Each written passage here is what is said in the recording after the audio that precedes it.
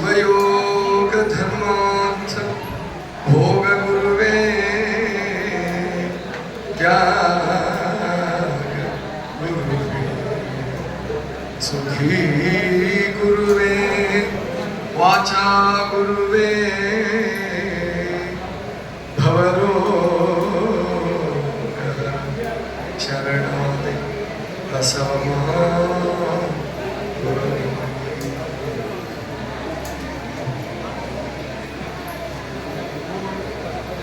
ವಿಶ್ವಗುರು ಮಹಾಮಾನವತ್ವವಾದಿ ಬಸವಣ್ಣನವರನ್ನು ಹೃದಯ ಮಂದಿರದಲ್ಲಿ ಸ್ಮರಿಸುತ್ತಾ ಈ ಕಾರ್ಯಕ್ರಮದ ಸಾನ್ನಿಧ್ಯವನ್ನು ವಹಿಸಿರುವಂತಹ ಪರಮ ಪೂಜ್ಯ ಅಭಿನವ ಸಿದ್ಧಾರೂಢ ಮಹಾಸ್ವಾಮಿಗಳವರ ಚರಣಾರವಿಂದಗಳಲ್ಲಿ ಶರಣುಗಳನ್ನು ಸಲ್ಲಿಸಿ, ಮತ್ತೊಬ್ಬರು ಆತ್ಮೀಯರು ಹಾಗೂ ಜ್ಞಾನಯೋಗ ಆಶ್ರಮದ ಅಧ್ಯಕ್ಷರಾದಂತಹ ಪರಮ ಪೂಜ್ಯ ಬಸವಲಿಂಗ ಅಪ್ಪಗಳ ಚರಣಾರವಿಂದಗಳಲ್ಲಿ ಶರಣಗಳನ್ನು ಸಲ್ಲಿಸಿ, ವೇದಿಕೆಯ ಮೇಲೆ ಇದ್ದವರ ಹೆಸರೆಲ್ಲರದ್ದು ನನ್ನ ಮನಸ್ಸಿನಲ್ಲಿದೆ. ಆದರೆ ಬಹಳ ಉದ್ದ ಇದೆ ಪಟ್ಟಿ. ಯಾರ ಹೆಸರನ್ನು ಹೇಳಲಿ, ಯಾರ ಹೆಸರನ್ನು ಬಿಡಲಿ. ಸರ್ವಜ್ಞ ಒಂದು ಮಾತು ಹೇಳ್ತಾನಲ್ಲ, ಊರೆಲ್ಲ ನೆಂಟರು, ಕೇರಿಯೆಲ್ಲವೂ ಬಳಗ, ದಾರುಣಿಯೇ ಕುಲದೈವವಾಗಿರಲು ಯಾರನ್ನು ಬಿಡಲಿ ಸರ್ವಜ್ಞ. ಎಲ್ಲರೂ ಆತ್ಮೀಯರೇ ಇದ್ದಾರೆ. ಮುದ್ಗೇರಿ ರಮೇಶ್ ಕುಮಾರ್ ಮತ್ತೆ ನಮ್ಮ ಡಾಕ್ಟರ್ ಜಿ ಕೆ ಮಹಾಂತೇಶ್ರವರು ಈ ಸಮ್ಮೇಳನದ ಪೋಷಕರು ಅಂತ ಕರಿಬೋದು. ಅವರು ಪೇರೆಂಟ್ ಅಂದ್ರೆ ಅಷ್ಟು ಜವಾಬ್ದಾರಿಯನ್ನು ತಗೊಂಡು ಅಷ್ಟು ದಾಸೋಹವನ್ನು ಮಾಡಿರ್ತಕ್ಕಂಥ ಮಹಾಂತೇಶ್ರವರು, ಹೇಮಕ ಭಟ್ರು, ಜಾಣಗೆರೆ ವೆಂಕಟರಾಮಯ್ಯನವರು, ಆಮೇಲಿಂದ ನಮ್ಮ ಏನು ಶಿವರಾಜ್ ಶಾಸ್ತ್ರಿ ಹೆರೂರವರು, ಈ ಸಾಹಿತ್ಯದ ಬೀಜಾಂಕುರ ಆಗಿದ್ದೆ ಅವ್ರ ತಲೆ ಒಳಗೆ. ಶಿವರಾಜ್ ಶಾಸ್ತ್ರಿ ಹೆರೂರವರು ತಲೆ ಒಳಗೆ ಅದನ್ನು ಅವರು ಶಿರೋಳ ಮಠರಿಗೆ ವರ್ಗಾಯಿಸಿದರು. ಗಾನವನಕ್ಕೆ ಬಂದಾಗ ಒಂದು ಸಾಹಿತ್ಯ ಸಮ್ಮೇಳನ ಮಾಡಬೇಕು. ನನಗೂ ಹೇಳಿದ್ರದ್ನ, ನಾನು ಬಸವ ಜಯಂತಿಯಲ್ಲಿ ಒಂದು ಕವಿಗೋಷ್ಠಿ ಮಾಡಬೇಕು ಅಂತ ಪ್ರಯತ್ನ ಪಟ್ಟಿದ್ದೆ, ಸಂಗೀತ ಗೋಷ್ಠಿ ಮಾಡಿದೆ. ಹೀಗೆ ಎಲ್ಲರ ಹೆಸರು ನನ್ನ ಮನಸ್ಸಲ್ಲಿದೆ. ಮತ್ತೆ ಸಮಯ ಆಗೋಗ್ಬಿಟ್ಟಿದೆ. ನನಗೆಷ್ಟು ಸಮಯ ರಮೇಶ್ ಕುಮಾರ್ ಅವರು ಅಲ್ಲ, 1 ಗಂಟೆ ಆಗೋಗಿದೆ. ಸರ್ವಾಧ್ಯಕ್ಷರ ಸಮಯ ಮೀರಬಾರ್ದು. ಅದಕ್ಕೆ ನಾನು ಅವ್ರಿಗೆ ಹೇಳ್ತಾ ಇದ್ದೆ 10 ಗಂಟೆಗೆ ಸ್ಟಾರ್ಟ್ ಮಾಡಿ ಅಂತಂದ್ರೆ ಅದು 11 ಗಂಟೆಗೆ ಆಗೇ ಬಿಡ್ತು. ಬಂಧುಗಳೇ, ನನ್ನ ಈ ಅಧ್ಯಕ್ಷೀಯ ಭಾಷಣವನ್ನ 2 ರೀತಿಯಲ್ಲಿ ಉಳಿಸಿದ್ದಾರೆ ನನ್ನ ಬಾಂಧವರು. ಒಂದು, ಮಾತೃಛಾಯಾದವರು ಬ್ರೈಲ್ನಲ್ಲಿ ಸಂಪೂರ್ಣವಾಗಿ ಪ್ರಿಂಟ್ ಮಾಡಿದ್ದಾರೆ, 18 ಪೇಜ್ ಮಾಡಿದ್ದಾರೆ. ಬ್ರೈಲ್ ಲಿಪಿನಲ್ಲಿ ಅಧ್ಯಕ್ಷೀಯ ಭಾಷಣ 18 ಪೇಜ್ ಇದೆ. ಅಂದ್ರೆ ಸೈಟೆಡ್ ಅಲ್ಲಿ ಕಣ್ಣಿರೋರ ಲಿಪಿನಲ್ಲಿ, ದೃಷ್ಟಿ ಉಳ್ಳವರ ಲಿಪಿನಲ್ಲಿ ಅದು 6 ಪೇಜ್ ಆಗುತ್ತೆ. 6 ಪೇಜ್ ಕನಿಷ್ಠ ಆಗುತ್ತೆ. ಅಂತಹ ಸ್ಮರಣ ಸಂಚಿಕೆಯ ಒಳಗಡೆ ಆ ಭಾಷಣವನ್ನು ಸಂಪೂರ್ಣವಾಗಿ ಕೊಟ್ಟಿದ್ದಾರೆ. ಅದು ಅಡ್ವಾನ್ಸ್ ವರ್ಷನ್, ಅಂದ್ರೆ ಎಡಿಟ್ ವರ್ಷನ್ ಸ್ಮರಣ ಸಂಚಿಕೆ ಒಳಗೆ ಕೊಟ್ಟಿದ್ದಾರೆ. ಅದನ್ನು ನೀವೆಲ್ಲರೂ ಓದ್ಕೋಬಹುದು. ದೃಷ್ಟಿ ಉಳ್ಳವ್ರ ಲಿಪಿನಲ್ಲಿದೆ. ಬ್ರೈಲ್ ಲಿಪಿನಲ್ಲಿ ಒಂದು ಸ್ವಲ್ಪ ವಿಶೇಷವಾಗಿ ಮೊದಲನೇ ಸಂಚಿಕೆ ಅದನ್ನು ಬ್ರೈಲ್ ಲಿಪಿನಲ್ಲಿ ಮಾಡಿದ್ದಾರೆ. ಅದು 18 ಪೇಜ್ ಆಗಿದೆ. ಅದರಲ್ಲಿ 2 ಪೇಜನ್ನ ನಾವು ಬಿಟ್ಟರು ಕೂಡ, ಅಂದ್ರೆ ಮಾತೃಛಾಯದ್ದು ಉದ್ದೇಶಗಳು ಅದೆಲ್ಲ 2 ಪೇಜಲ್ಲಿ ಬರ್ತದೆ. ಅದನ್ನು ಬಿಟ್ಟರು 16 ಪೇಜ್ ಬ್ರೈಲ್ ಲಿಪಿನಲ್ಲಿದೆ. 100 ಕಾಪಿಗಳನ್ನು ನಾವು ಮಾಡಿಕೊಟ್ಟಿದ್ದಾರೆ, ನಿಮ್ಮೆಲ್ಲರಿಗೂ ಕೊಡ್ತಾರೆ. ಇನ್ನು ಸ್ಮರಣ ಸಂಚಿಕೆ ಎಲ್ರಿಗೂ ಸಿಗುತ್ತೆ. ಸ್ಮರಣ ಸಂಚಿಕೆ ದೃಷ್ಟಿ ಉಳ್ಳವರ ಲಿಪಿನಲ್ಲಿ ಎಲ್ರಿಗೂ ಸಿಗುತ್ತೆ. ಅದರಲ್ಲಿ ಅಧ್ಯಕ್ಷೀಯ ಭಾಷಣವನ್ನು ಓದಿಸ್ಕೊಳ್ಳಿ. ಯಾಕಂದ್ರೆ ನನಗೆ ಮನಸ್ತೃಪ್ತಿಯಾಗಿ ಅಧ್ಯಕ್ಷೀಯ ಭಾಷಣ ಮಾಡ್ಬೇಕಂದ್ರೆ 1 ಗಂಟೆ ಬೇಕು. ಅಷ್ಟು ಮುಗಿಸೋ ಹೊತ್ತಿಗೆ ಗ್ಯಾರಂಟಿ ನೀವೆಲ್ಲರೂ ನನಗೆ ಬೇಕು ಅಂತ. ನೋಡಿ, ಸ್ವಾಮಿ ಏನೂ ಮಾಡಲಿಲ್ಲ, ಸುಮ್ಮನೆ ಬಂದು ಕೂತ್ಕೊಂಡು ಒದರಿದ್ದು ಹಾಡಿದ್ದೆ ಅಂತೇಳಿ ಮೊದಲು ನಮ್ಮ ರಮೇಶ್ ಕುಮಾರ್ ಬೇಕು ಅಂತಾನೆ. ಯಾಕೆ ಹಗಲು ರಾತ್ರಿ ಶ್ರಮಿಸಿದ್ದಾರೆ ಅವರು. ಇನ್ನು 2ನೇದಾಗಿ ನಮ್ಮ ಶಾಂತಾರಾಮ್ ಅವರು ಓಡಾಡ್ದವ್ರು ನಾವು. ಇವ್ರು ಸರ್ವಾಧ್ಯಕ್ಷರು ಅಂತಂದ್ರೆ ಬಿಡಂಗೆ ಇಲ್ವಾ ಮೈಕ್ನ? ಇದ್ಯಾವ ನ್ಯಾಯ ಅಂತ ಕೇಳಿದ್ರೆ ನಾನು ಏನು ಮಾಡಲಿ? ಅದಕ್ಕೋಸ್ಕರ ಕೇವಲ 15 ನಿಮಿಷದಲ್ಲಿ ಮುಗಿಸ್ತೀನಿ. ಮತ್ತೆ ಸಮಾರೋಪ ಸಮಾರಂಭದಲ್ಲೂ ಮಾತಾಡಬೇಕಾಗುತ್ತೆ ನಾನು. ಹಾಗಾಗಿ ಅಥವಾ ಅರ್ಧ ಗಂಟೆ ತಗೊಳ್ಳ, 1:15 ಬಿಟ್ಬಿಡ್ಲಾ? 1:15 ಬಿಟ್ರೆ 1 ಹೊತ್ತು ಆಯ್ತೀನಿ, 20 ನಿಮಿಷ. ಇನ್ನು 20 ನಿಮಿಷ ತಗೊಳ್ತೀನಿ. ನನ್ನ ಕೈಲಿ ವಾಚಿದೆ, ಚಿಂತೆ ಮಾಡಬೇಡಿ, ಆಯ್ತಲ್ವಾ? ಆದ್ರಿಂದ ಬಂಧುಗಳೇ, ಒಂದು ನಾನು ಇಲ್ಲಿ ಅಧ್ಯಕ್ಷೀಯ ಭಾಷಣ ಪ್ರಾರಂಭದಲ್ಲಿ ಒಂದು ಮಾತು ಹೇಳಿದ್ದೀನಿ. ಹಳೆಗನ್ನಡವನ್ನ ಇತರೆ ಭಾಷೆಗಳ ತೆಕ್ಕೆಯಿಂದ ಬಿಡಿಸಿದವರು ಅಂದ್ರೆ 12ನೇ ಶತಮಾನದ ಬಸವಾದಿ ಪ್ರಮುಖರು. ನೀವು ಪಂಪನ್ ಸಾಹಿತ್ಯ ಓದಿ, ರನ್ನನ್ ಸಾಹಿತ್ಯ ಓದಿ, ಹೊನ್ನನ್ ಸಾಹಿತ್ಯ ಓದಿ, ಜನ್ನನ್ ಸಾಹಿತ್ಯ ಓದಿ, ಯಾರದೇ ಓದಿದ್ರು ಕೂಡ ಇದು ಕನ್ನಡವ ಅಂತ ಡೌಟ್ ಬರ್ತದೆ. ಮತ್ತೆ ಇನ್ನೊಬ್ರು ಸಹಾಯ ಬೇಕು ಅರ್ಥ ಮಾಡ್ಕೊಳಕ್ಕೆ. ಇನ್ನೊಬ್ರು ಯಾರು ನಮ್ಮ ಹೇಮಪಂಚಂದ್ರ ಅಂತ ಅವ್ರ ಲೆಕ್ಚರ್ ಬೇಕು, ಅವರು ಪ್ರಸಾರ ಹಾಕೊಡ್ಬೇಕು, ಬಿಡಿಸ್ಕೊಡ್ಬೇಕು. ಅದೇನೆ ಕಳಬೇಡ, ಕೊಲಬೇಡ, ವಚನದಲ್ಲಿ ನಾವು ಅಮೃತ ತುಂಬಿ, ನಯನದಲ್ಲಿ ನಿಮ್ಮ ಮೂರುತಿ ತುಂಬಿ, ಕಿವಿಯಲ್ಲಿ ನಿಮ್ಮ ಕೀರುತಿ ತುಂಬಿ ಅಂತ ಹೇಳಿ ಅದು ಯಾರಾದ್ರೂ ಅರ್ಥ ಹೇಳ್ಕೊಡ್ಬೇಕ? ಇಲ್ಲ. ಅಂದ್ರೆ ಅವತ್ತೇ ಹೊಸಗನ್ನಡದ ಹುಟ್ಟಿಗೆ ಅಸ್ಥಿಪಾರ ಹಾಕಿದ್ರು ಅಷ್ಟೇ ಅಲ್ಲ, ಅದನ್ನು ಸಮಗ್ರವಾಗಿ ಬೆಳೆಸ್ಬಿಟ್ರು. ಅಂತಹ 12ನೇ ಶತಮಾನದ ಬಸವಾದಿ ಪ್ರಮುಖರು, ವಚನಕಾರರು ಸೇರಿದ್ರೆ 300 ಜನಕ್ಕಿಂತ ಹೆಚ್ಚಾಗ್ತಾರೆ. 770 ಅಮರಗಣಗಳು ಅಂತ ಹೇಳ್ತಾರೆ. ಅವರೆಲ್ಲರನ್ನ ಸ್ಮರಿಸಿ ಪಂಪ ಆದಿಯಾಗಿ ಕವಿರಾಜ ಮಾರ್ಗದ ಶ್ರೀ ವಿಜಯ ಎಲ್ಲರವರೆಗೆ, ಅಂದ್ರೆ ಇವತ್ತಿನ ಮುದಿಗೆರೆ ರಮೇಶ್ ಕುಮಾರ್ ಅವರಿಗೆ ಎಲ್ಲಾ ಕವಿಪುಂಗ ಅವ್ರನ್ನ ಸ್ಮರಿಸಿ, ಮತ್ತೆ ನಮ್ಮ ಕರ್ನಾಟಕದ ಏಕೀಕರಣಕ್ಕಾಗಿ ಬಹಳ ಜನ ಹೋರಾಡಿದ್ದಾರೆ. ಕರ್ನಾಟಕದ ಏಕೀಕರಣಕ್ಕಾಗಿ ಬಹಳ ಜನ ಹೋರಾಡಿದ್ದಾರೆ, ಧರ್ಮನ ಅರ್ಪಣೆ ಮಾಡಿದ್ದಾರೆ.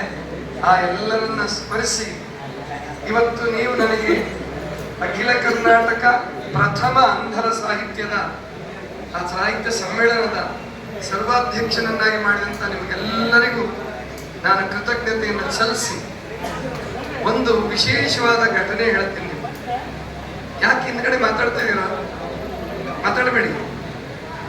ನೀವು ಸಾಹಿತಿಗಳಲ್ವಾ ಅಂತ ಡೌಟ್ ಶುರುವಾಗಿದೆ ನನಗೆ.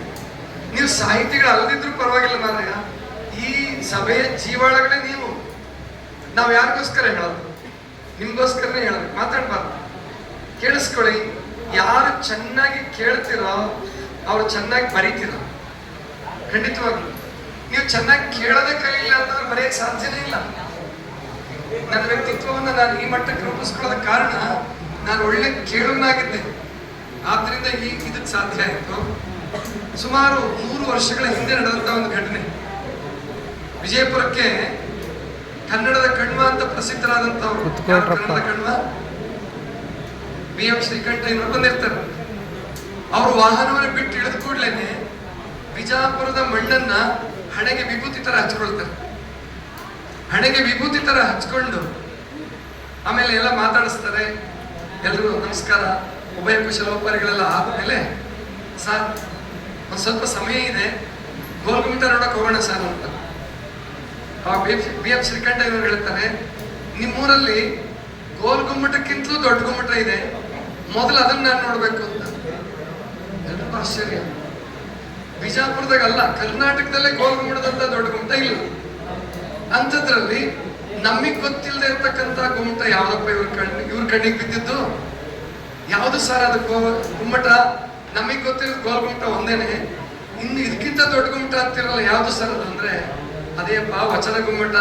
ಹಾಗೂ ಹಳಕಟ್ಟಿ ಅವ್ರನ್ನ ನೋಡ್ಬಿಟ್ಟು ಆಮೇಲೆ ನಾವು ಗೋಲ್ಗುಮ್ಮಟ ನೋಡಕ್ ಹೋಗೋಣ ಅಂತ ಹೇಳ್ತಾರೆ. ಇಲ್ಲೇ ಜಂಗಮ ಸ್ಥಾವರ, ಇಲ್ಲೇ ಗೊತ್ತಾಗುತ್ತೆ ನಿಮಗೆ. ಗೋಲ್ಗುಮ್ಮಟ ಸ್ಥಾವರ ಭಾಗವಳಕಟ್ಟಿ ಅವರು ಜಂಗಮ ಅಂದ್ರೆ ಅದು ಜೀವಂತ ಗುಮ್ಮಟ, ಇದು ಜಡವಾದ ಗುಮ್ಮಟ. ಯಾವತ್ತೋ ಒಂದು ದಿವಸ ಬಿಟ್ಟು ಹೋಗ್ಬೋದು. ಆದ್ರೆ ಭಾಗವಳಕಟ್ಟಿ ಅವರು ಮಾಡಿದ ಕೆಲಸ ಸೂರ್ಯ ಚಂದ್ರರವರೆಗೂ ಇರುತ್ತೆ, ಸೂರ್ಯ ಚಂದ್ರರವರೆಗೂ. ಅಂತಹ ಒಂದು ದೃಷ್ಟಿಯನ್ನು ಕೊಟ್ಟಂತವರು BM ಶ್ರೀಕಂಠಯ್ಯನವರು ಒಬ್ಬರೇ ಅಲ್ಲ. BM ಶ್ರೀಕಂಠಯ್ಯನವ್ರನ್ನ ಸ್ಮರಣೆ ಮಾಡೋಣ, ಅಂಬಿಕಾತನ ಸ್ಮರಣೆ ಮಾಡೋಣ, ಕುವೆಂಪು ಅವ್ರ ಸ್ಮರಣೆ ಮಾಡೋಣ. ಕುವೆಂಪು ಅವರು ಒಂದು ಹಾಡು ಹೇಳ್ಬೇಕು ಅಂತ ಹೇಳಿ ನಾನು ತಯಾರಿ ಮಾಡ್ಕೊಂಡು ಬಂದಿದ್ದೆ, ಬೆಳಗ್ಗೆ ಪ್ರಾಕ್ಟೀಸ್ ಮಾಡ್ಕೊಂಡಿದ್ದೆ ಒಂದ್ಸಲ. ಹಾಡೋದಕ್ಕೆ ಸಮಯ ಸಾಕಾಗಲ್ಲ ಸರ್, ಹಂಗಾಗಿ ನಿಮ್ ಸಮರ್ಥನಿಗೆ ಬಂದು ಹಾಡ್ತೀನಿ. ಹೊಸ ನಟರಲ್ಲಿ ಒಂದು ಕಾರ್ಯಕ್ರಮವನ್ನೇ ಮಾಡೋಣ. ಅವತ್ತು ಸಂಪೂರ್ಣವಾಗಿ ನಾನು ತೃಪ್ತಿಕರವಾಗಿ ಭಾಷಣ ಮಾಡ್ತೀನಿ.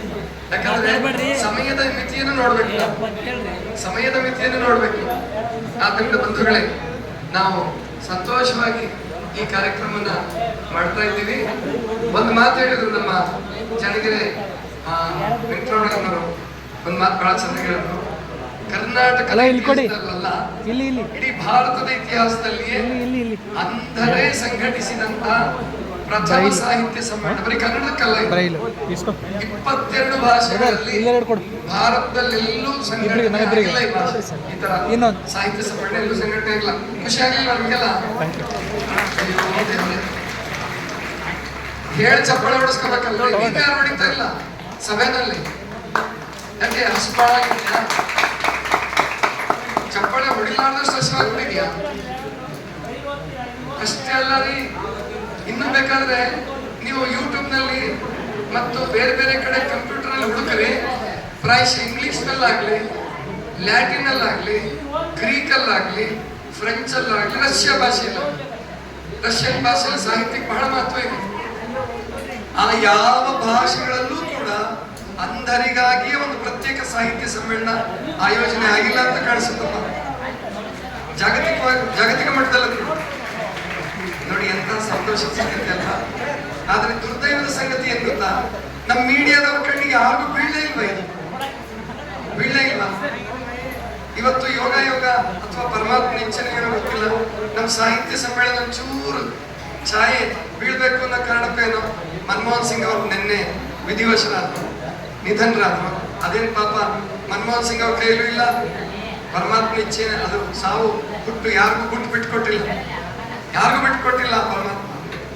ಅದೇನೇ ಇರಲಿ, ಆದರೂ ಕೂಡ ಇಷ್ಟು ಜನ ನಾವೆಲ್ಲ ಸೇರಿ ಇಂಥ ಸಾಹಿತ್ಯ ಸಮ್ಮೇಳನವನ್ನು ಸಂಘಟಿಸಿದ್ದೀವಲ್ಲ, ಆ ಸಂಘಟಕರಿಗೆಲ್ಲರಿಗೂ ನಾನು ಧನ್ಯವಾದವನ್ನು ಹೇಳ್ತೀನಿ. ಆ ಸಂಘಟಕರಿಗೆಲ್ಲರಿಗೂ ಧನ್ಯವಾದವನ್ನು ಹೇಳ್ತೀನಿ.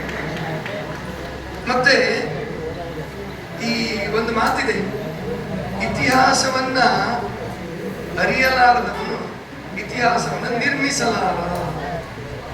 ಇತಿಹಾಸವನ್ನು ಅರಿಲಾರದವನು ಇತಿಹಾಸವನ್ನ ನಿರ್ಮಿಸಲಾರ ಅನ್ನುವಂತಹ ಒಂದು ಮಾತಿದೆ. ಇವತ್ತು ನಮ್ಮ ಶಿವಪುತ್ರ ಸ್ವಾಮಿಗಳು ಅಭಿನವ ಸಿದ್ಧಾರೂಢ ಸ್ವಾಮಿಗಳು ಮೊದಲೇ ಅಧ್ಯಯನ ಮಾಡಿ ಬಹಳ ಸಂತೋಷವಾಗಿ ಒಂದು ಮಾತು ಹೇಳ್ತಾರೆ.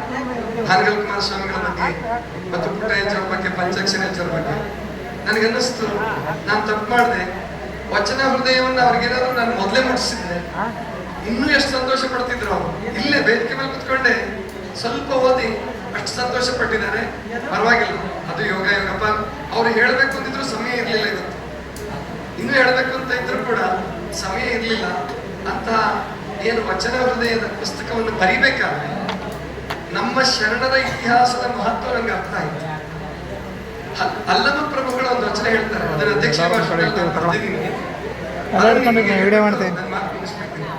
ಯಾಕಂದ್ರೆ ನಮ್ಮ ಇತಿಹಾಸ ನಮಗೆ ಗೊತ್ತಿರಬೇಕು, ನಮ್ಮ ಇತಿಹಾಸ ನಮಗೆ ಗೊತ್ತಿರಬೇಕು.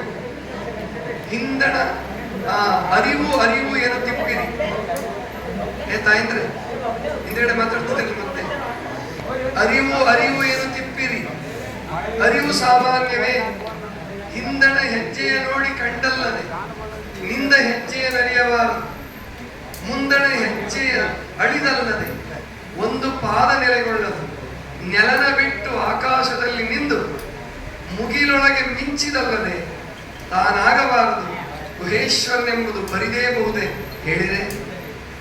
ಏನ್ರಪ್ಪ ಅರಿವು ನಾವು ತಿಳ್ಕೊಂಡಿದೀವಿ ಅಂತ ಹೇಳ್ತಿದ್ದೀರಲ್ಲ, ಏನ್ ತಿಳ್ಕೊಂಡಿದ್ದೀರಾ ಅಂತ ಕೇಳ್ತಾರಲ್ಲ. ಏನ್ ತಿಳ್ಕೊಂಡಿದ್ದೀರಪ್ಪ? ಅರಿವು ಏನು ತಿಪ್ಪಿರಿ, ನಾನು ಅರ್ತಿದ್ದೀನಿ, ನಾನು ಜ್ಞಾನಿಯಾಗಿದ್ದೀನಿ ಅಂತ ಹೇಳ್ತಿದ್ದೀರಲ್ಲ. ಅಂದ್ರೆ ಹಿಂದಿನ ಕಾಲದಲ್ಲಿ ಪ್ರಭುಗಳ ಕಾಲಕ್ಕೆ ರಾಜರ ಮುಂದೆ ಬಂದು ತಮ್ಮ ಅರಿವನ್ನ ತೋರಿಸ್ಕೊಳ್ತಾ ಇದ್ರು, ಪಂಡಿತರು ವಾದ ಮಾಡ್ತಾ ಇದ್ರು.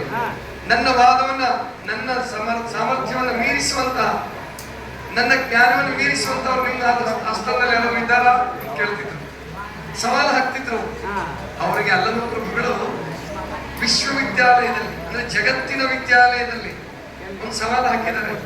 ಅರಿವು ಅರಿವು ಏನು ತಿಪ್ಪಿರಿ, ಅರಿವು ಸಾಮಾನ್ಯವೇ, ಹಿಂದಣ ಹೆಜ್ಜೆ ನೋಡಿ ಕಂಡಲ್ಲದೆ ನಿಂದ ಹೆಜ್ಜೆಯ ನಡೆಯಲ್ಲ.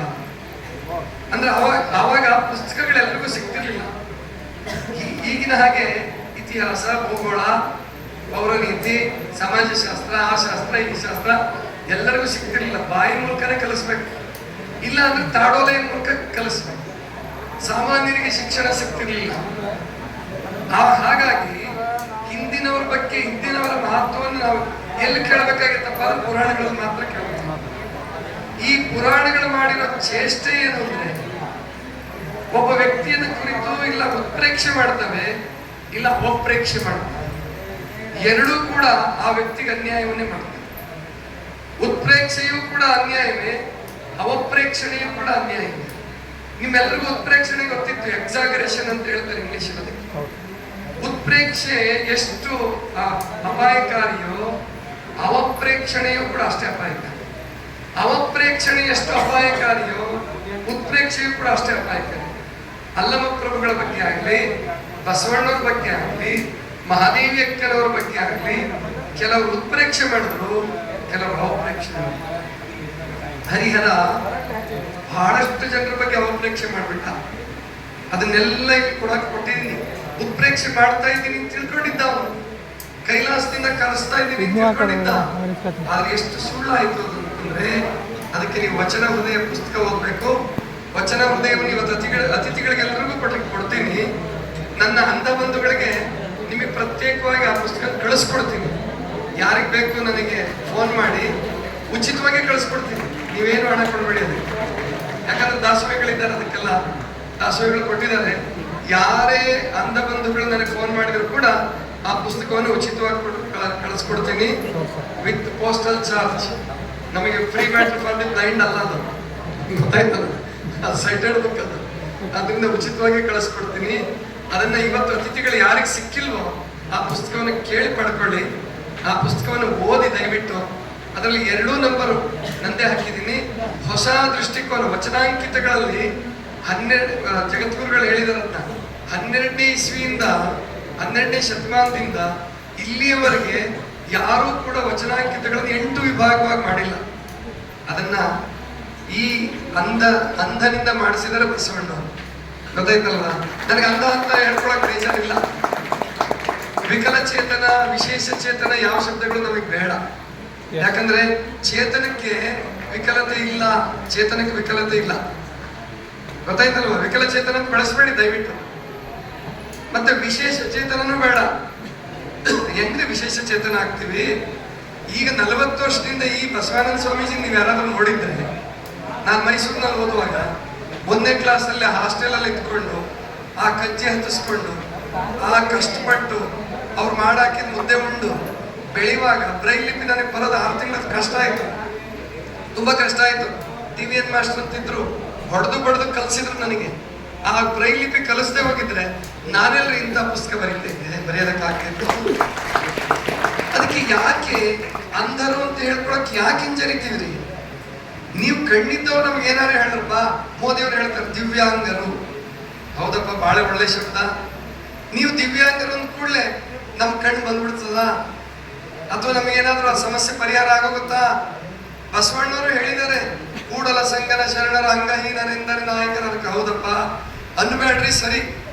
ಒಬ್ಬ ಕುರುಡನಿಗೆ ಕುರುಡ ಅನ್ಬೇಡಿ, ಯಾಕಂದ್ರೆ ಅವನಿಗೆ ನೋವಾಗ್ತದೆ. ಆಮೇಲೆ ಅವನು ಅಷ್ಟು ಜ್ಞಾನಿಯಾಗಿರಲ್ಲ. ನನಗೆ 25 ವರ್ಷದಿಂದ 30 ವರ್ಷದಿಂದ ಕುರುಡ ಅಂದ್ರೆ ನನಗೆ ಸಿಟ್ಟು ಬರೋದು. ಇವಾಗ ನನಗೆ ಕುರುಡ ಅಂದ್ರೆ ಸಿಟ್ಟು ಬರಲ್ಲ ಈಗ, ಯಾಕಂದ್ರೆ ನಾನು ಆಕ್ಸೆಪ್ಟ್ ಮಾಡಿಬಿಟ್ಟಿದ್ದೀನಿ. ಅದನ್ನ ಆಕ್ಸೆಪ್ಟ್ ಮಾಡಿ ಆ ಅಂಧತ್ವವನ್ನೇ ಮೆಟ್ಟಿಲನ್ನಾಗಿ ಮಾಡ್ಕೊಂಡು ಮೇಲರ್ಕೊಂತ ಬಂದಿದ್ದೀನಿ. ಮತ್ತಿದೆ ಹೆಂಗ್ ಶಾಪ ಆಗುತ್ತೆ ನನಗೆ?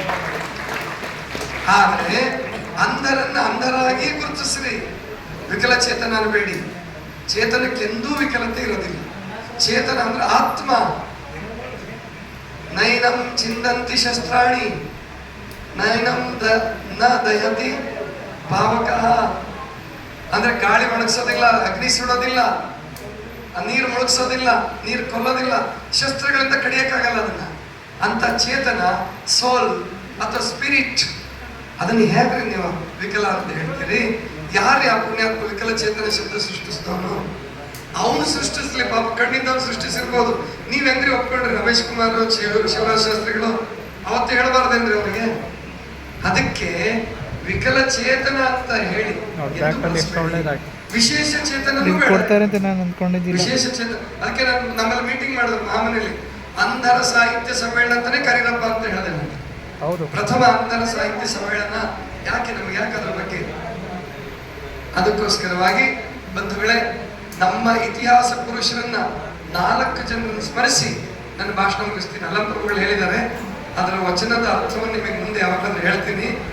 ಮತ್ತೆ ಸಮರ್ಥನ ಆಡಿಟೋರಿಯಂ ಅಲ್ಲಿ ಒಂದು ವಿಶೇಷವಾದ ಕಾರ್ಯಕ್ರಮ ಇಟ್ಕೊತೀನಿ. 2 ತಾಸು ಮಾತಾಡ್ತೀನಿ. ಅವತ್ತು 2 ಗಂಟೆ ಭಾಷಣ ಕೊಡಿ ನನಗೆ.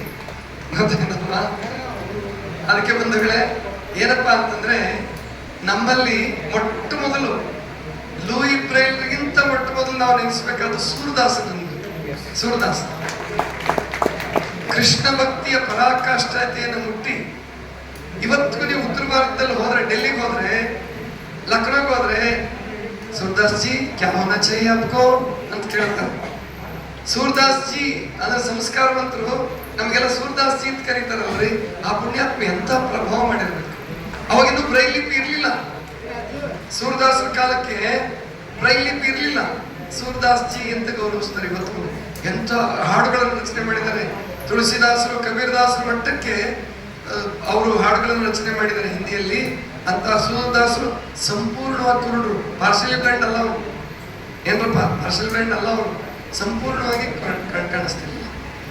ಎರಡನೇವರು ವಿರಜಾನಂದರು ಅಂತ ಬರ್ತಾರೆ. ದಯಾನಂದ ಸರಸ್ವತಿಗಳ ಗುರುಗಳವರು ವಿರಜಾನಂದ. ಅವರು ಟೋಟಲಿ ಬ್ಲೈಂಡ್. ಆದರೆ ವೇದಗಳನ್ನ ಸಂಪೂರ್ಣವಾಗಿ ಕಂಠಪಾಠ ಮಾಡಿದ್ರು. ಮಹರ್ಷಿ ದಯಾನಂದ ಸರಸ್ವತಿಗಳು ಗುರುಗಳಾಗಬೇಕಾದ್ರೆ ವಿರಜಾನಂದರ ಯೋಗ್ಯತೆ ಎಷ್ಟೇನು ಓದಲಿಕ್ಕೆ ಹಾಕಿದ್ರು. ಎಂಥ ಅದ್ಭುತ! ಅವ್ರು ಬ್ಲೈಂಡ್, ಅವ್ರು ಕಣ್ಣಿಲ್ಲ, ಅವ್ರಿಗೆ ಕಣ್ ಕಾಣಿಸ್ತಾನಿಲ್ಲ. ದಯಾನಂದ ಸರಸ್ವತಿಗಳು ಹೊಡೆದೊಡುತ್ತಿದ್ದಾರೆ. 35-40ನೇ ವರ್ಷಕ್ಕೆ ದಯಾನಂದ ಸರಸ್ವತಿಗಳು ಅವ್ರ ಹತ್ರ ಹೋಗಿದ್ರು. ಗುರುಗಳು ಸಿಗ್ಲಿಲ್ಲ ಅಂತ ಆತ್ಮಹತ್ಯೆ ಮಾಡ್ಕೊಳಕ್ ಹೋಗಿದ್ರು ದಯಾನಂದ ಸರಸ್ವತಿಗಳು. ಆದ್ರೆ ಆತ್ಮಹತ್ಯೆ ಮಾಡ್ಕೋಬೇಡ, ಹೇಳಿ ಕೆಲಸ ಅದು ಅಂತೇಳಿ ಮನಸ್ಸು ಹೇಳುತ್ತೆ. ಹುಡ್ಕೊಂತ ಹೋಗ್ತಾರೆ. ಕಣ್ಣಿಲ್ಲದ ವಿರಜಾನಂದ ಸ್ವಾಮಿಗಳನ್ನ ಅವ್ರ ಗುರುಗಳನ್ನಾಗಿ ಮಾಡ್ಕೊಳ್ತಾರೆ. ಅವರಿಂದ ಸಿದ್ಧ ಪುರುಷರಾಗ್ತಾರೆ ದಯಾನಂದ ಸರಸ್ವತಿಗಳು.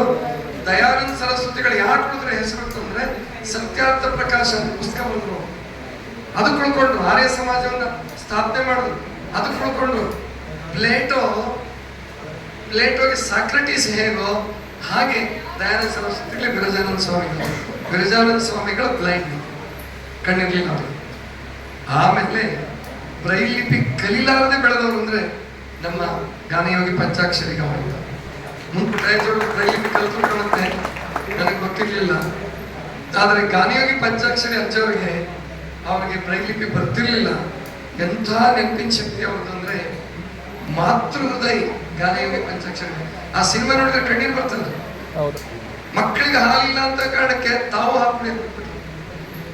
ಹಾಕುಡಿಯೋದು ಬಿಟ್ಟು ಬಂಧುಗಳೇ, ಇವ್ರ ಸಾಲಿನಲ್ಲಿ ಅಥವಾ ಇವ್ರಿಗಿಂತಲೂ ಎತ್ತರದಲ್ಲಿ ನಿಲ್ಲವರು ಅಂತಂದ್ರೆ ಲೂಯಿ ಬ್ರೈಲ್.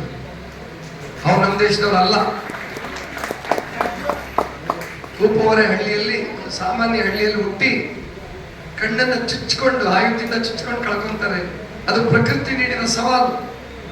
ಆ ಪ್ರಕೃತಿ ನೀಡಿದ ಸವಾಲನ್ನು ಗೆದ್ದು ಅವರು ಇವತ್ತು ನಮ್ಮ ಬೆರಳುಗಳನ್ನೇ ಕಣ್ಣುಗಳನ್ನಾಗಿ ಮಾಡಿಬಿಟ್ರಲ್ರಿ. ಬೆರಳುಗಳನ್ನೇ ಕಣ್ಣುಗಳನ್ನಾಗಿ ಮಾಡಿಬಿಟ್ರು ಲೂಯಿ ಬ್ರೈಲ್.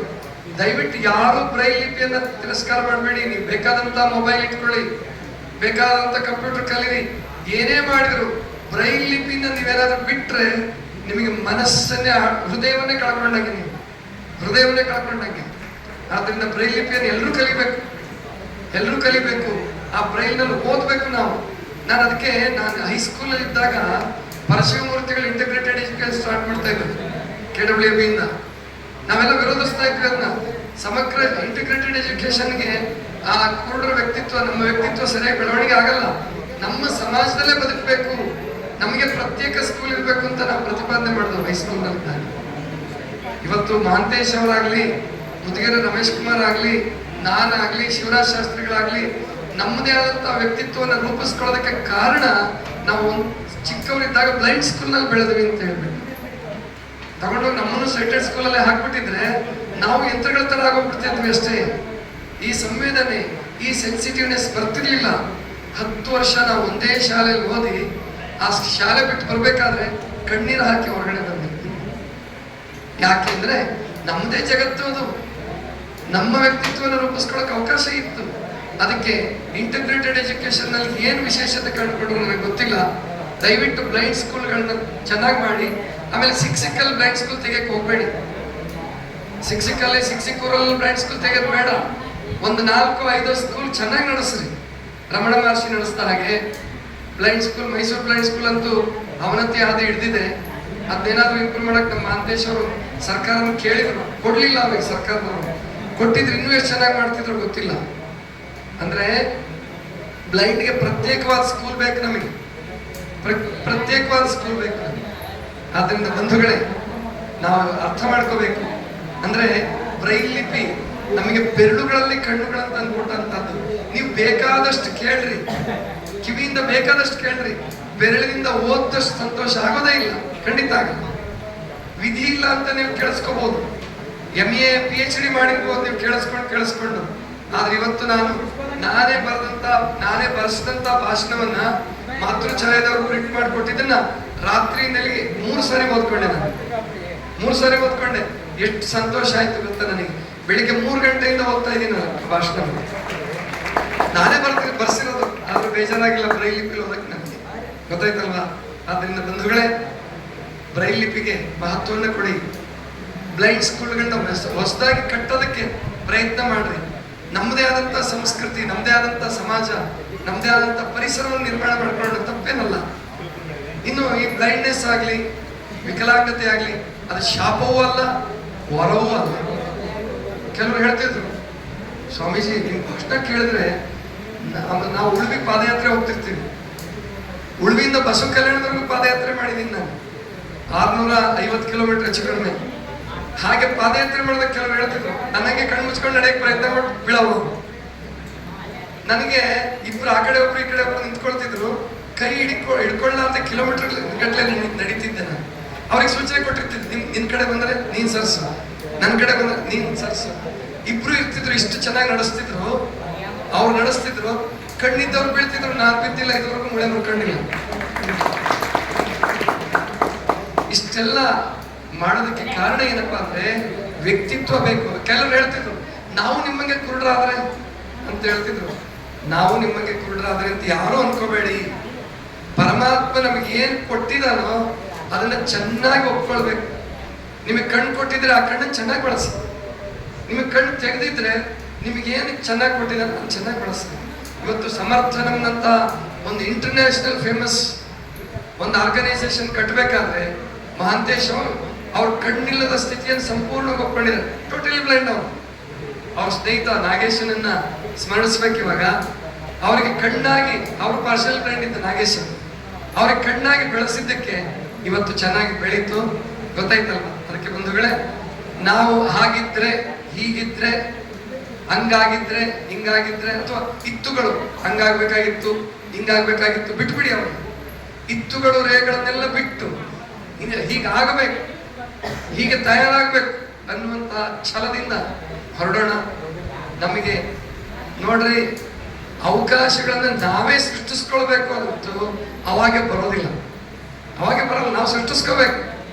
ಅದಕ್ಕೆ ನಿಮ್ಗೆ ಯಾರಿಗೆ ದೇವರು ಏನ್ ಶಕ್ತಿ ಕೊಟ್ಟಿದ್ರೆ ಮೊದಲು ಗುರುತಿಸ್ಕೊಳ್ಳಿ, ನಿಮ್ಮನ್ನ ನೀವು ಒಪ್ಪಿಕೊಳ್ಳಿ, ನಿಮ್ಮ ವ್ಯಕ್ತಿತ್ವ ನೀವು ಸಂಪೂರ್ಣವಾಗಿ ಒಪ್ಕೊಳ್ಳಿ. ಯಾರು ಹೊಸದಾಗಿ, ನನಗೆ ಓಶೋ ಸಾಹಿತ್ಯ ಓದ್ಬೇಕಾದ್ರೆ ಒಂದು ಮಾತು ನನಗೊಂದು ಹುಚ್ಚಿತ್ತು, ಮಹಾತ್ಮ ಗಾಂಧಿ ಹೆಂಗಾಗ್ಬೇಕು, ಮಹಾತ್ಮ ಗಾಂಧಿ ಹೆಂಗಾಗ್ಬೇಕು. ಆಗ ಓಶೋ ಒಂದ್ ಕಡೆ ಬರೀತಾನೆ ಏನಂದ್ರೆ, ಯಾರು ಮಹಾತ್ಮ ಗಾಂಧಿ ಆಗ್ಬೇಡಿ, ದಯವಿಟ್ಟು ಯಾರು ಬುದ್ಧ ಆಗಬೇಡಿ, ಯಾರು ಕೃಷ್ಣ ಆಗಕ್ಕೆ ಹೋಗ್ಬೇಡಿ. ನೀವಾಗಿ ನಿಮ್ಮ ವ್ಯಕ್ತಿತ್ವವನ್ನು ಬೆಳೆಸ್ಕೊಳ್ಳಿ. ಪ್ರಕೃತಿಗೆ ಜೆರಾಕ್ಸ್ ಗೊತ್ತಿಲ್ಲ, ಜೆರಾಕ್ಸ್ ಮೆಷಿನ್ ನೀವು ಕಂಡು ಹಿಡಿದವರು, ಜೆರಾಕ್ಸ್ ನೀವು ಮಾಡೋರು. ಪ್ರಕೃತಿ ಎಂದಿಗೂ ಜೆರಾಕ್ಸ್ ಮಾಡಲ್ಲ. 850 ಕೋಟಿ ಜನಸಂಖ್ಯೆ ಇದ್ರೆ ಎಲ್ಲವಕ್ಕೂ ಒಂದು ವಿಶೇಷತೆ ಕೊಟ್ಟಿದ್ದಾನೆ, ಎಲ್ಲವಕ್ಕೂ ವಿಶೇಷವಾದ ಹೆಬ್ಬಟ್ಟೆ ಕೊಟ್ಟಿದ್ದಾನೆ, ಎಲ್ರಿಗೂ ವಿಶೇಷವಾದ ಕಣ್ಣೆ ಕೊಟ್ಟಿದ್ದಾನೆ. ಅದಕ್ಕೆ ಆಧಾರ್ ಕಾರ್ಡ್ ಮಾಡೋದು, ಅಷ್ಟು ಅದ್ಭುತವಾದ ವೈವಿಧ್ಯತೆ, ವೈಶಿಷ್ಟ್ಯತೆ ಪ್ರಕೃತಿನಲ್ಲಿದೆ. ಆ ಪ್ರಕೃತಿಯನ್ನು ಒಪ್ಕೊಳ್ಳೋಣ, ಆ ಪರಮಾತ್ಮನನ್ನು ಒಪ್ಕೊಳ್ಳೋಣ. ಏನು ನಮಗೆ ಶಕ್ತಿ ಕೊಟ್ಟಿದ್ದಾನೆ ಅದನ್ನ ಚೆನ್ನಾಗಿ ಬಳಸ್ಕೊಳ್ಳೋಣ. ಅದರಿಂದ ನಾವೆಲ್ಲ ಮೇಲಕ್ಕೆ ಬರೋಣ ಅಂತ ಹೇಳ್ತಾ, ಮತ್ತೀಗ 2ನೇ ಗೋಷ್ಠಿ ಮಾಡೋಣ ಅಥವಾ ಪ್ರಸಾದ ಆದ್ಮೇಲೆ ಮಾಡೋಣ? ಊಟ ಬೇಕಾ ಅಥವಾ 2ನೇ ಗೋಷ್ಠಿ ಮಾಡೋಣ? ಊಟ. ಈಗ 1 ಗೋಷ್ಠಿ ಮಾಡ್ಬಿಟ್ಟು ಆಮೇಲೆ ಉಟ್ಕೋಣ.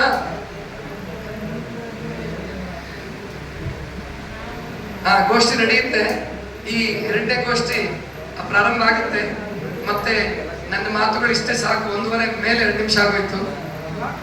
ಅದಕ್ಕೆ ನನ್ನ ಮಾತುಗಳನ್ನ ಮುಗಿಸೋದಕ್ಕೆ ಮುಂಚೆ ಎಲ್ಲರಿಗೂ ಧನ್ಯವಾದವನ್ನು ಹೇಳಿ, ಪೂಜ್ಯ ಗುರುಗಳು ಇಷ್ಟು ಆಗಮಿಸಿ ಆಶೀರ್ವಾದ ಮಾಡಿದ್ದಾರೆ. ಅಂದ್ರೆ ನಮ್ಮಲ್ಲಿ ತ್ರಿಮೂರ್ತಿಗಳಿಗೆ ಬಹಳ ವಿಶೇಷ ಇದೆ. ಗುರು ಲಿಂಗ ಜಂಗಮ ಅನ್ರಿ, ಬ್ರಹ್ಮ ವಿಷ್ಣು ಮಹೇಶ್ವರ ಅನ್ರಿ. ನಾನು ವಚನ ಹೃದಯದಲ್ಲಿ ಏನ್ ಮಾಡಿದೀನಿ ಗೊತ್ತೇನು? ಈ ತ್ರಿಮೂರ್ತಿಗಳನ್ನ ಬರೀ ತ್ರಿಮೂರ್ತಿಗಳು ಜಪ ಮಾಡಿದ್ರಿ, ಯಾಕೆ ತ್ರಿಮಾತೆಯರು ಬೇಡವಾ ಅಂತ ಕೇಳಿದೆ ನಾನು. ತ್ರಿಮಾತೆಯರ ವಚನ ಅಂಕಿತಗಳನ್ನು ಮಾಡಿದ್ದೀನಿ. ಗುರುಮಾತೆ, ಲಿಂಗಮಾತೆ, ಜಂಗಮ ಮಾತೆ. ಅಕ್ಕನಾಗಮ್ಮನವರು, ನೀಲಲೋಚನೆ ಅಮ್ಮನವರು ಮತ್ತು ಮಹಾದೇವಿ ಅಕ್ಕನವರು, ಇವ್ರು 3 ಜನರನ್ನ ತ್ರಿಮಾತೆಯರನ್ನಾಗಿ ಗುರುತಿಸಿ ಅವ್ರದೇ ಒಂದು ಅಧ್ಯಯನ ಮಾಡಿದ್ವಿ. ಅದಕ್ಕೆ ಇಂಥ ಅನೇಕ ವೈಶಿಷ್ಟ್ಯಗಳನ್ನು ವಚನ ಹೃದಯ ಹೊಂದಿದೆ. ದಯಮಾಡಿ ಇವಾಗ ಕಂಡಿದ್ದ ಅತಿಥಿಗಳಿಗೆಲ್ಲ ಕೊಟ್ಟು ಕಳಿಸ್ತೀವಿ. ಅಂದ್ರೆ 2 ಬಾಕ್ಸ್ ತಗೊಂಡ್ಬಂದ್ವಿ, ಕಾರಲ್ಲಿ ಜಾಗ ಇರಲಿಲ್ಲ. ಹಾಗಾಗಿ ಬಾಕಿ ನನ್ನ ಅಂಧ ಬಂಧುಗಳಿಗೆಲ್ರಿಗೂ ಆಮೇಲೆ ನಿಮ್ಗೆ ಯಾರಿಗೆ ಅಗತ್ಯ ಇದೆ ಫೋನ್ ಮಾಡಿ, ನಿಮ್ಗೆಲ್ರಿಗೂ ನಾನು ಕಳಿಸ್ಕೊಡ್ತೀನಿ ಅಂತ ಹೇಳ್ತಾ, ಎಲ್ಲರಿಗೂ ಒಂದೇ ಮಾತಿನಲ್ಲಿ ಧನ್ಯವಾದವನ್ನು ಹೇಳಿ ನನ್ನ ಮಾತುಗಳನ್ನು ಮುಗಿಸ್ತಾ ಇದ್ದೀನಿ.